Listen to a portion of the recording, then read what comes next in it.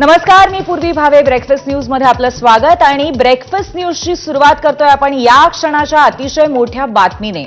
राष्ट्रवादी शरदचंद्र पवार खासदारांना आपल्याकडे वळवण्याचा अजित पवारांचा प्रयत्न आहे का, असा मोठा प्रश्न सध्या सगळ्यांना पडलेला आहे। तटकरेंनी राष्ट्रवादी शरद पवार पक्षाच्या 7 खासदारांना संपर्क केल्याची आम्हाला माहिती मिळतेय।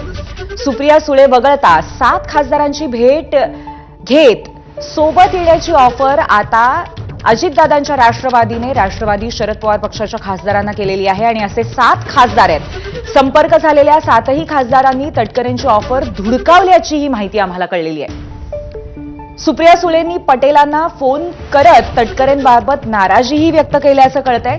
तर राजकीय पटलावरती अतिशय या क्षणाची महत्त्वाची बातमी आहे।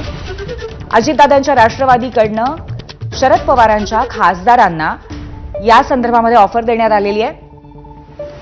आपले प्रतिनिधी मंदार गोंजारी या संपूर्ण गोष्टीबद्दल आपल्याला जास्त अधिक माहिती देतील।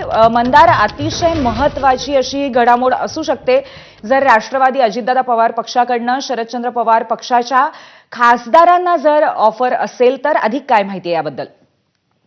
राष्ट्रवादी काँग्रेस शरदचंद्र पवार पक्षाच्या खासदारांना आपल्याकडे वळवण्याची जबाबदारी सुनील तटकरेंकडे सोपवण्यात आलेली आहे आणि त्या जबाबदारीचा भाग म्हणून सुनील तटकरेंनी सुप्रिया सुळे वगळता जे इतर 7 खासदार आहेत या 7 खासदारांची भेट घेतली आणि त्यांना आपल्यासोबत येण्याची ऑफर दिली। तुम्ही सत्तेसोबत या असं सुनील तटकरेंनी या 7 खासदारांना सांगितलं।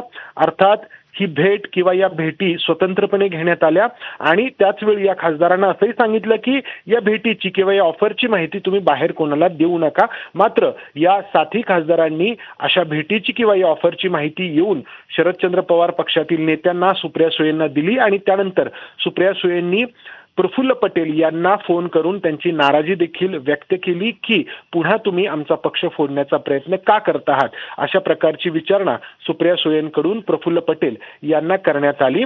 आणि आता जी माहिती मिळते त्यानुसार या 7ही खासदारांनी सुनील तटकरेंची ऑफर धुडकावलेली आहे।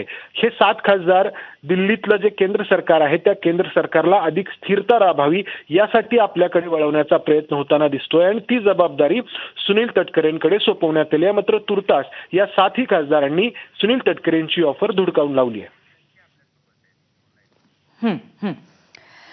मंदार, तुला क्षणभर थांबवते। राष्ट्रवादी